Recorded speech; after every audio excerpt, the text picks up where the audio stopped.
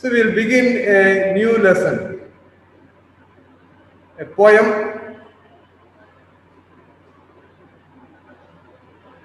The Gift of India by Sarojini Naidu. You are quite familiar with the author Sarojini Naidu because you have already done some poems of hers. How many I do not know. At least one I am sure.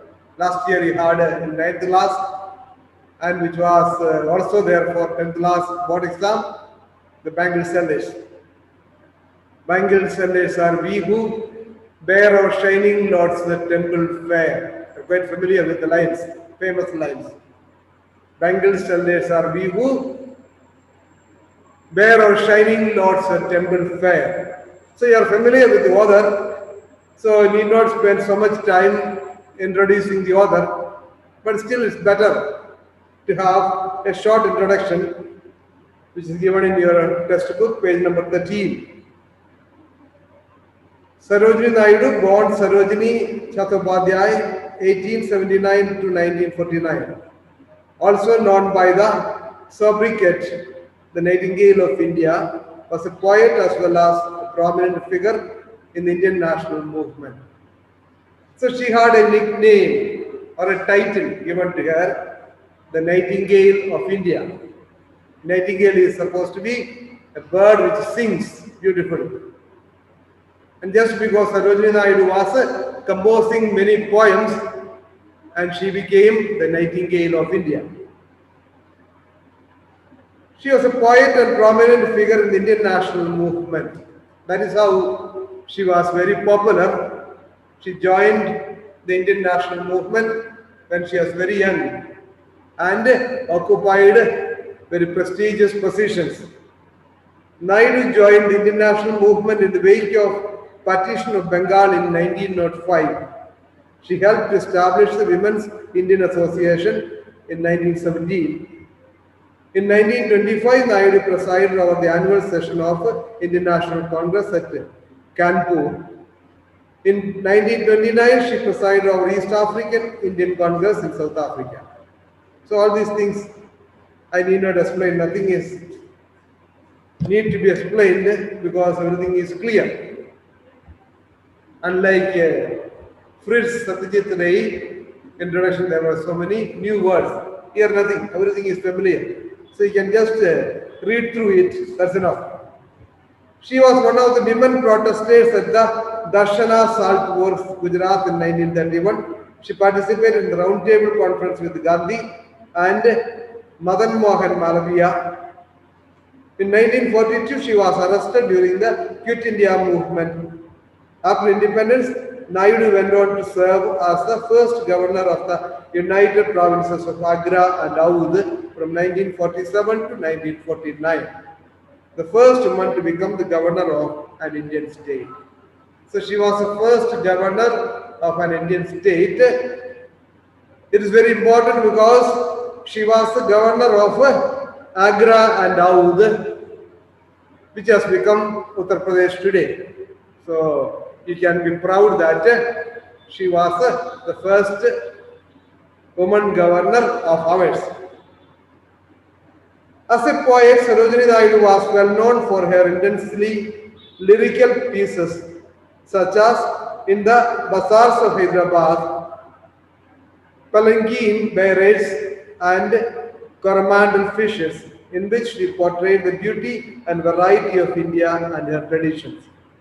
Here just a word of explanation is needed. She was well known for her intensely lyrical pieces. What do you mean by intense? She expressed her swift thoughts and strong emotions. That's what it means. Swift thoughts, SWIFT, swift thoughts and strong emotions. Various emotions were expressed by her through poems. So a few examples they are given. We'll move on.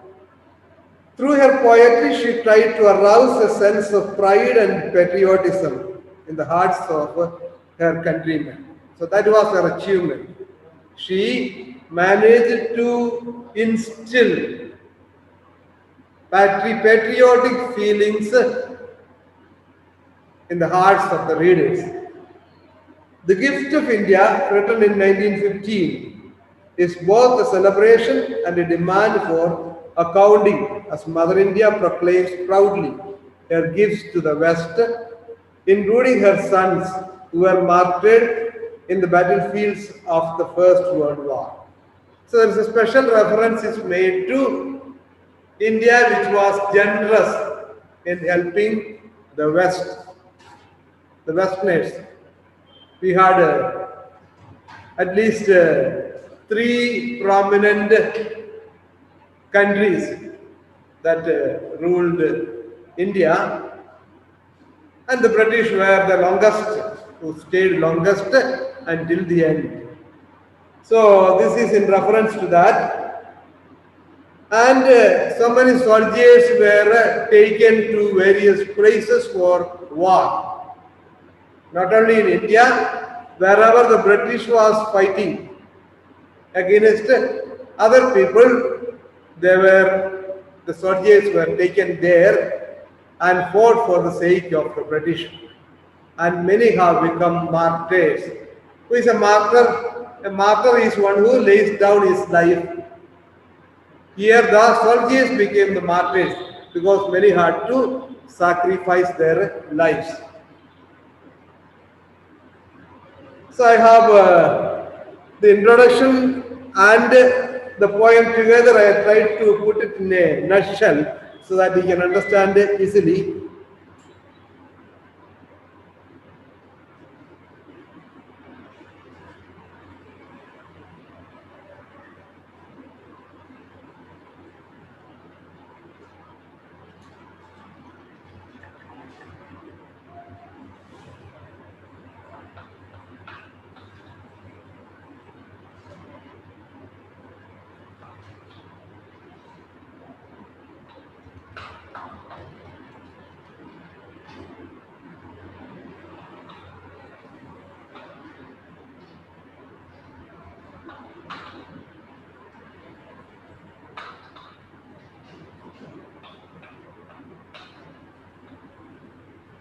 So her contribution to India can be counted under the three headings. What are they? She was a patriot, she was a freedom fighter, and she was a poet. So this is just trying to give a gist, a short summary of the entire poem. So who was she? She was a patriot, creating patriotic feelings among the people through her writings, because she herself was a patriot. She had a great love for her country, and she was a patriot. She was a freedom fighter. She joined the Indian national movement, and she was fighting for the nation's freedom. And she was a versatile poet. So these were the three areas she contributed.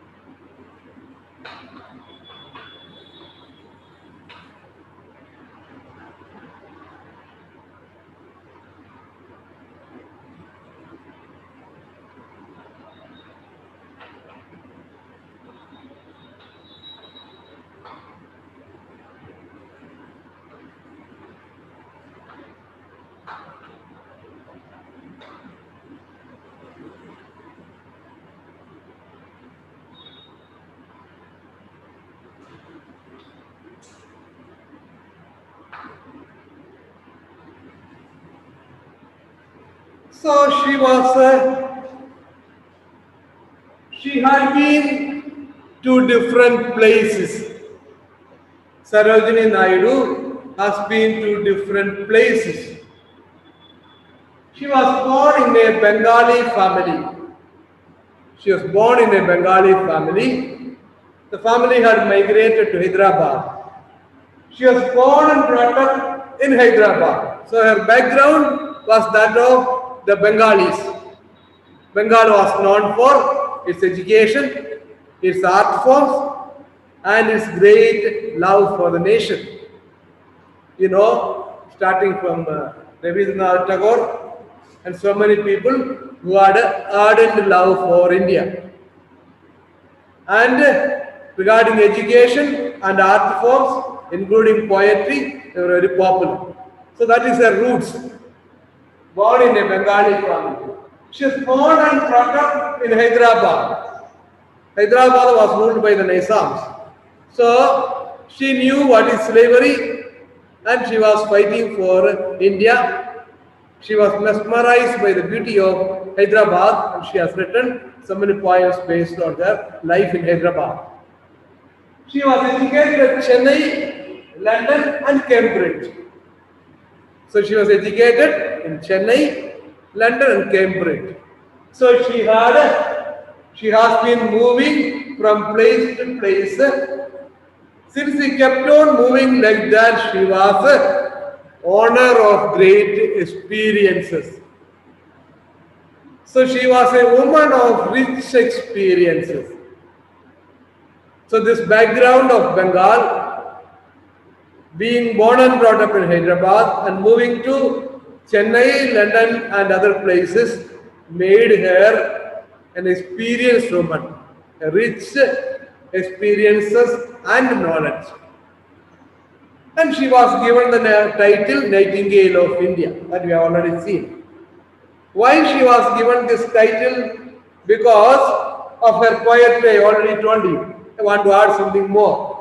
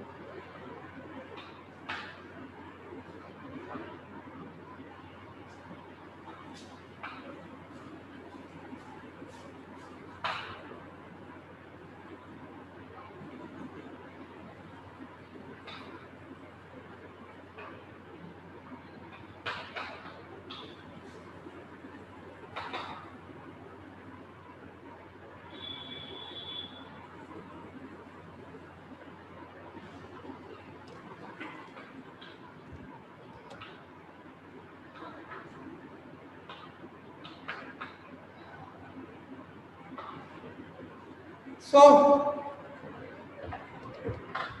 she gave expressions to joys and sorrows. She gave expression to joys and sorrows. So no, she was not writing poems just to express sorrows or to express joy. She expressed both, expressing joys as well as sorrows. So she gave expression to joys and sorrows. And she wrote poems for children. She wrote about nature. She wrote patriotic poems. She wrote poems of love. She wrote poems of death. That is what made her a versatile poet, and she got the title Nightingale of India. So, expressing joys and sorrows, writing variety of poems meant for children, about nature, patriotic poems, poems about love, and poems about death. So she was very good at expressing both the feelings of joy and sorrow. The gift of India is emotionally charged response to the martyrdom of Indian soldiers in foreign lands. So this poem, The Gift of India, is emotionally charged response. She is responding to the martyrdom of Indian soldiers. Many Indian soldiers were killed, massacred, martyred in foreign lands. So she is responding to this event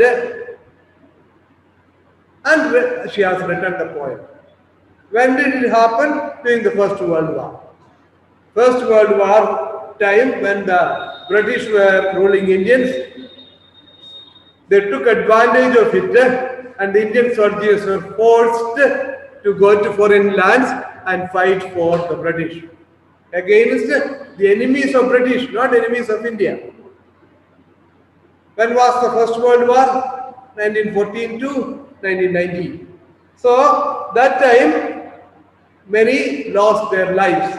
So she is responding it. Who is a speaker? Who is a speaker? It is Mother India.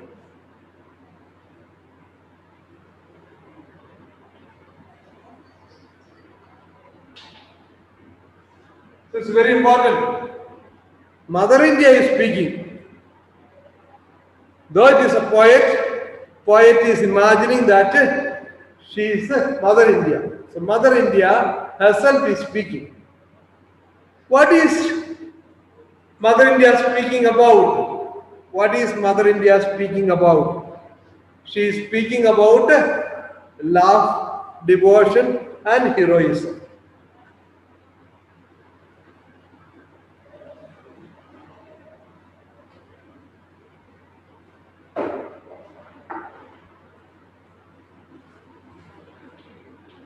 Love,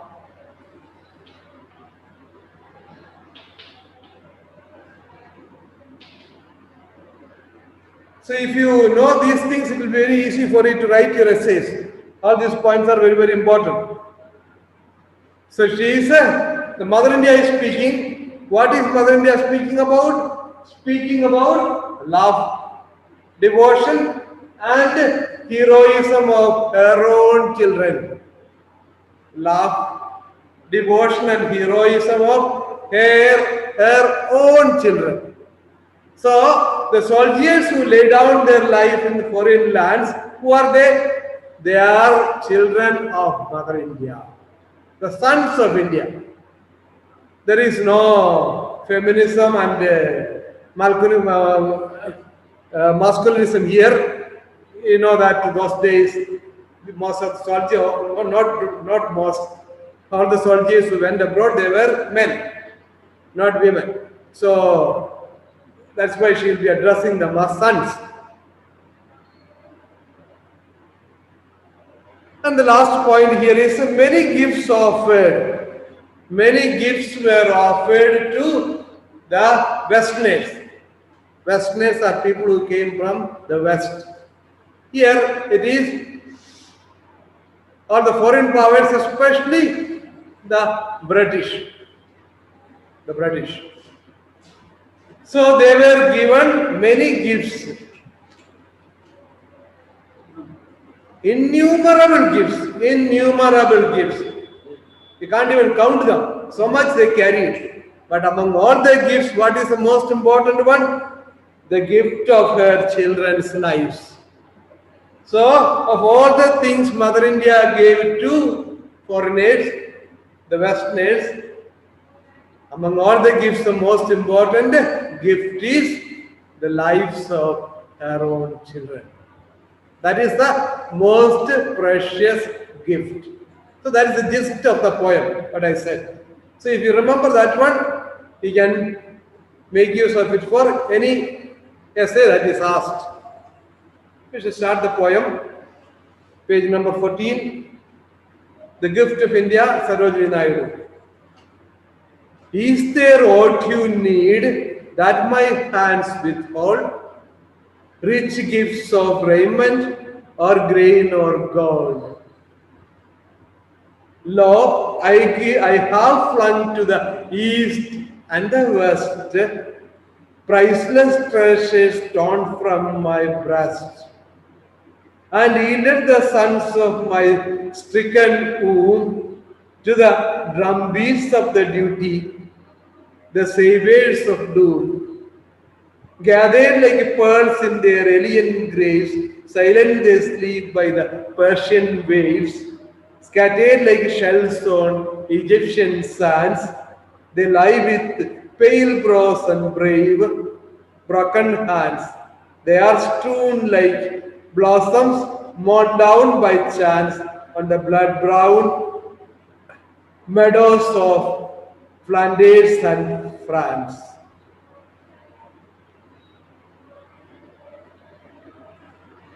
So we shall take line by line and I shall explain.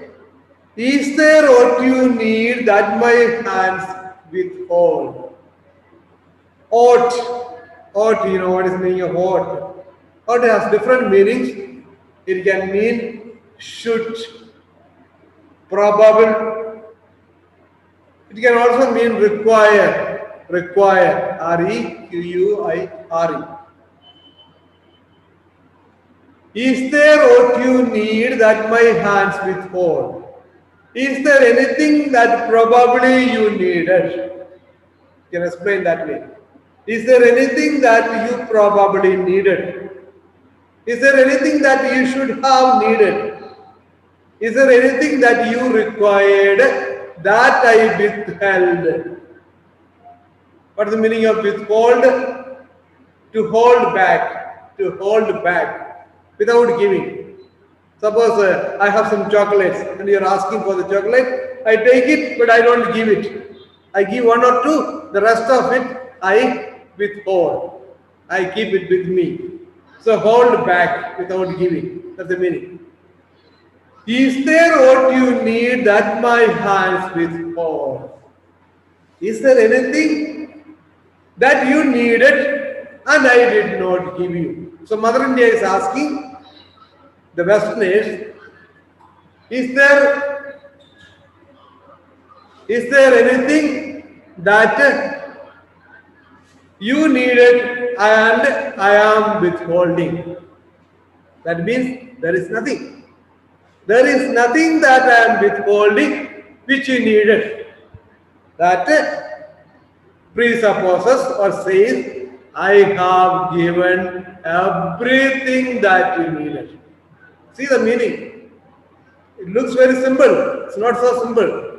Follow clearly. So is there anything that I withheld without giving? Which means there is nothing that I withheld. It would mean that I have given you everything. Nothing is withheld. Everything is given. Is there what you need that my hands withhold? Rich gifts of raiment or grain or gold. What are the things I have given? So she is naming some of them. Naming some of them. There are many, hundreds and thousands of them. But she is naming some of them into three different categories. Rich gifts of raiment. Raiment is clothing. Clothes. Clothing or you can say garments. You have this is raiment. You have raiment. R-A-Y-M-O-N-D, Raymond, famous brand of cloth. So this is raiment. Raiment is clothes or garments. That is one item. Another one is grain. All that is connected with the food. All that is connected with the food. Or gold. The foreigners were mad after. The foreigners were mad after it. Sir, you are waiting. Two are waiting. So, the foreigners were mad after the precious precious ornaments and other things in gold. So she's just naming three. One is garment, another one is grain, food grains. Many food grains, the British army, those who were here, they were fed well and they carried away to their land whatever they wanted. So many things were carried, but she is naming a few of them. Lo, I have flung to the east and the west priceless treasures torn from my breast, and yielded the sons of my stricken womb to the drumbeats of the duty, the sabers of doom. So the whole thing has to be seen together. Lines 3, 4, 5, 6. 3, 4, 5, 6. The four lines have to be seen together. So first part is over. She says, I given all that you needed, nothing I withheld, including garments, food, grains, and gold. Now she says, lo. Lo is a kind of calling attention. Look, lo, inviting. Please pay attention. Lo, I have flung to the east and the west.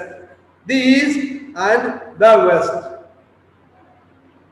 The east and west can mean, east is a reference to Persia. The British people fought war in Persia. Countries like Egypt, they were fighting, Arabian countries. So that is reference to east. West is reference to France and Flanders. France and Flanders. France and Flanders are nearby countries. After France, immediately after France, you have Belgium. Flanders is in Belgium. So, it's a reference to east and west. Lo, I have flung to the east and the west. What is the meaning of flung? Flung, last day I was telling in the class. Flung means to throw. Throw or push forward. Pushing forcefully. So throwing or pushing forcefully with force. That means unwillingly. Here that is the meaning. Unwillingly pushed forward. Unwillingly thrown. I have flung to the east and the west. Unwillingly I have thrown to the east and to the west. What did I throw? Priceless treasures torn from my breast. Priceless treasures torn from my breast. It is completely filled with meaning. So much of deep meaning is there. So priceless treasures torn from my breast. Ultimately it means Indian soldiers. Indian soldiers. How dear were the Indian soldiers? They were so precious. They were my loving children. They were close to my heart. They were torn from my breast. Taken away from my breast forcefully. If you take literally, suppose a child who is being fed with milk by the mother. The child does not want to get away. But forcefully, if he is taken away, the child will be crying, wailing. And that's one meaning, literal meaning. Another meaning is that close to the heart. Someone who is close to the bosom, close to the heart means someone who is very dear. So, someone who is so loving and dear to my heart has been forcibly taken away. Who are they? They are the Indian soldiers who went abroad to fight. They were scattered in the east, to the east and the west. So some people went to fight wars in the east, some others went to the west. I gave generously my children to both the places. And yielded the sons of my stricken womb to the drumbeats of the duty. Drum beats of the duty is, you know what is a drum? When the war is going on, when the soldiers have to move for the war, they sound the drum. And the soldiers march ahead according to the beating of the drum. You must have seen some movies, old movies depicted about war. So they keep beating the drum. As they beat the drum, the soldiers left, right, they march ahead. So the drum beat is a call to come for war. Get ready and move forward for the war. So to the drum beats of duty, what to do? Mother India yielded the sons of her stricken womb. W-O-M-B. B is silent, so you have to pronounce as womb, not womb, womb. So Mother India yielded. Yielded means provided or gave. Yield means to produce, one meaning. Another one is to provide. Here the meaning is provided or has given. Mother India has given her sons of her stricken womb. What is stricken? Strike, stroke, stricken. What is stricken? Sorrowful. Sorrowful womb. Every child born to the mother carries the child in the womb for 9 months and she gives birth with a lot of pain. So every child is so precious to the mother. Every child. Even if a mother has 10 children, each one is important. Each one is precious. See, here there are thousands and millions of children Mother India has got. Everybody is precious. So the sorrowful womb means the womb that suffered the pain. The womb which was pained by carrying them in the womb and giving birth.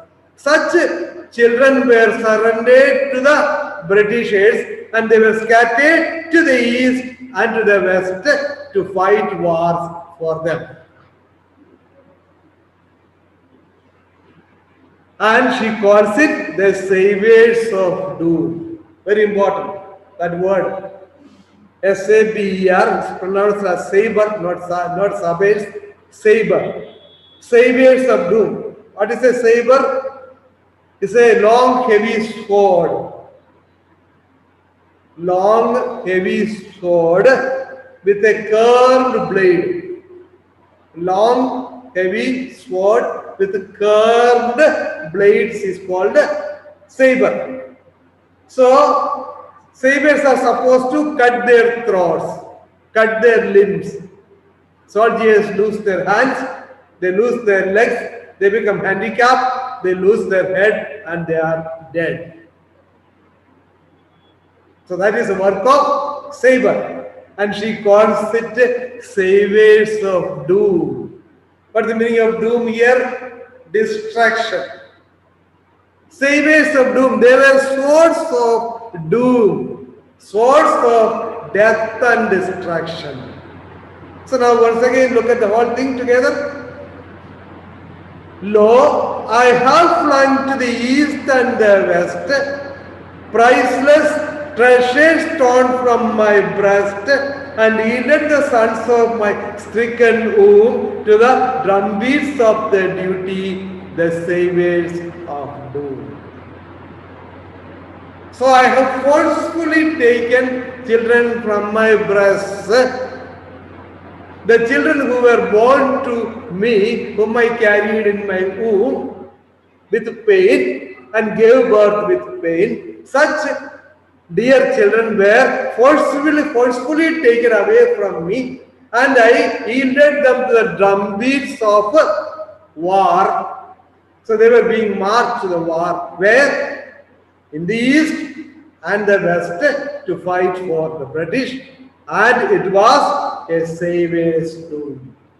It was a sword of death and destruction. Pregnant, full with meaning. Every word is loaded with meaning. If we do not understand, In the proper way, you don't understand the poem. Gathered like pearls in their alien graves, silent they sleep by the Persian waves. Scattered like shells on Egyptian sands, they lie with pale brows and brave, broken hands. They are strewn like blossoms mown down by chance on the blood-brown meadows of Flanders and France. Again, all these lines go together to form meaning. So we are just like the previous 4 lines. Now 1, 2, 3, 4, 5, 6. All the 6 lines go together, contributing to the rich meaning. Let's look at it. Gathered like pearls in their alien graves, silent they sleep by the Persian waves. So soldiers fought the war in the west and in the east. In the west we mean France and Flanders. In the east, Egypt and other countries of the east. They fought the war. So when they fought the war, many soldiers lost their lives because they were saviors of doom. The swords of doom, either they are destroyed completely or they are killed forever. So after the war, you look at the battlefield, how the dead bodies are scattered. It is a very, very sorrowful sight. My children who are so loving, so close to my heart, they were taken away from here and now their dead bodies are just scattered everywhere. Where are they scattered and how they are scattered in different places is explained in these lines. How they are scattered in Egypt, how they are scattered in France, how they are just thrown out in Flanders. So the different ways the poet is looking at the dead bodies that are being thrown after the war. You know, those days the wars were very, very, very drastic. Today's wars are mechanized. Those were not. So, very crude forms of killing. Gathered like pearls in their alien graves. What is a grave? Grave is a place where you are buried after your death. Grave, G-R-A-V-E, G-R-A-V-E, grave. So graves are place where your dead body is buried. So she calls it alien graves. Why? Alien means foreign. Alien means foreign. You have the aliens, no? Aliens coming from another planet, aliens. So their bodies are thrown in the foreign land. They were sent to the east and to the west and they died there. But where are they buried? Are they buried? After the war, who buries the bodies? Nobody. They are just scattered. So, gathered like pearls in their alien graves. They were all gathered. They were all put together. End of the war, all the dead bodies are just brought together and thrown, dumped somewhere. So, how are they gathered? How are they collected? They were collected like pearls in their alien graves. You know what is pearls? Why they are pearls? Every word is important. Why they are pearls? Because they are so precious. Pearls are precious stones. They are precious to whom? To Mother India. Not to the foreigners. They are opportunists. The Britishers took the help of Indians to fight war for them. But once they are wounded, once they are dead, they don't care for them. They are just a dead body. They are dead bodies for them. But for Mother India, they are precious stones. So they were gathered like precious pearls from their foreign graves. Silent they sleep by the Persian waves. Beautiful expression. Silent they sleep by the Persian waves. You know that Persia is full of sea. It's on the seashore. All these countries are on the seashore, and most of the wars took place along the seashore because they were coming by the ship. Soldiers were being brought by ship. Those days, aeroplanes were few. Most of the soldiers were brought by the ship, then they go on the foot. So most of the wars were fought, and the bodies were just thrown on the seashore. And when the waves come up, the ebb and flow of the wave, when there is a flow in the sea, the water will come and touch the dead bodies and go back. Silent they sleep by the Persian bay. So water comes, touches them and goes back to the sea. But they are silent. Why are they silent? They are completely silent. They are dead. The soldiers are dead. They have to be silent. Scattered like shells on Egyptian sea. They are scattered. Thrown here and there. You scatter. You scatter the seeds, you scatter stones, you can scatter many things.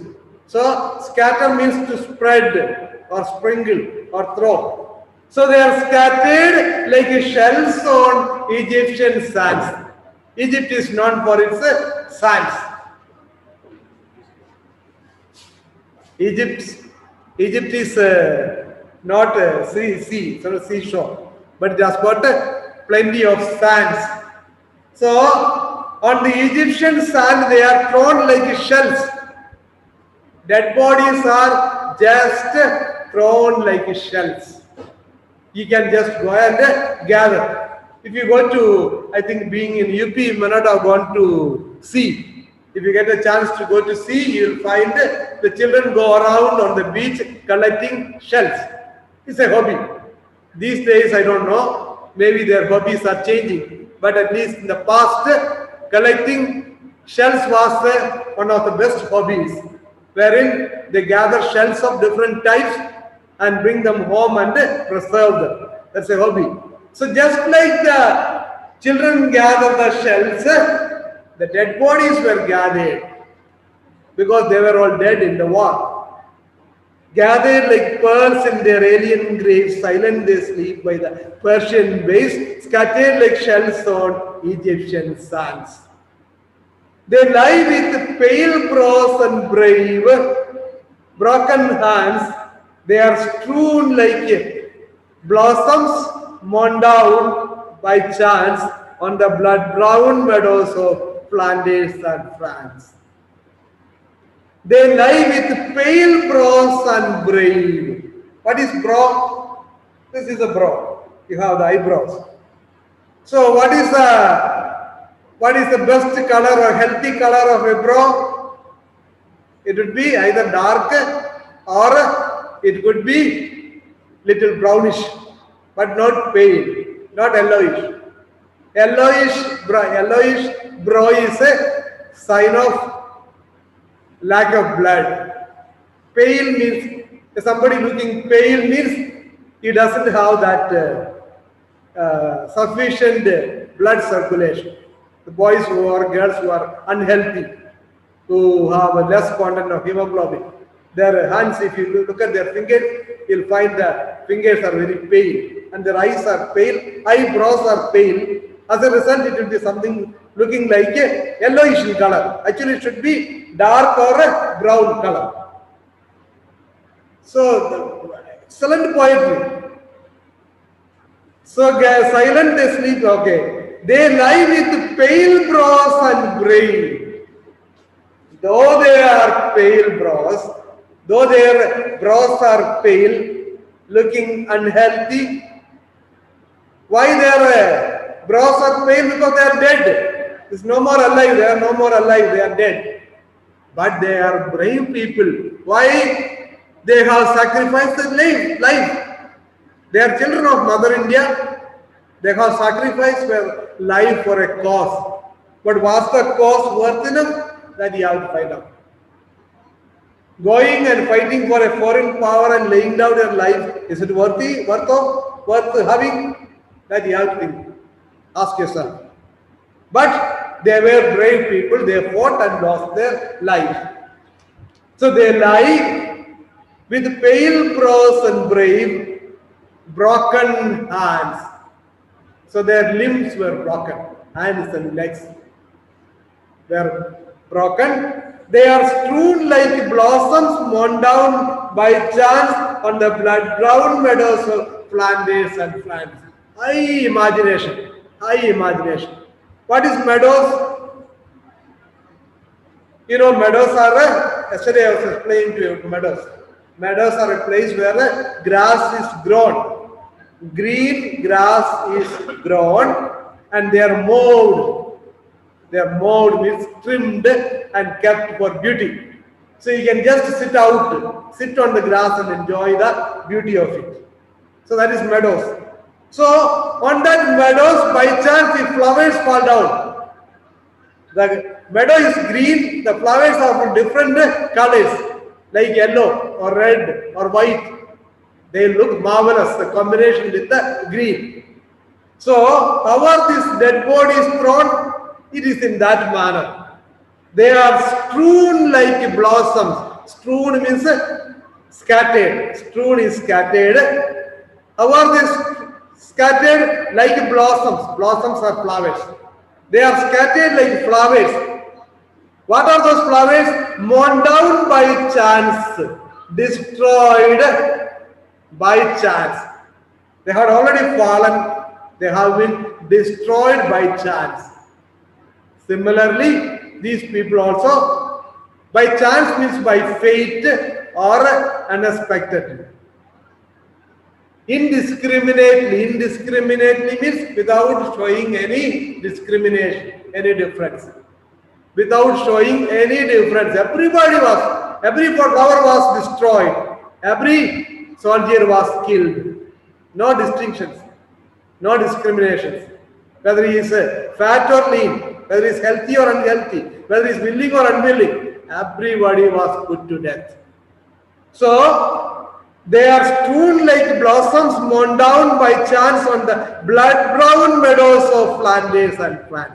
Here the meadows are not green in color, they are blood brown. They are turned, color has turned into brown. Green color is turned into brown. Why? Because of the blood of the soldiers being poured into the meadow. Okay, so we will see the rest of it tomorrow. Thank you.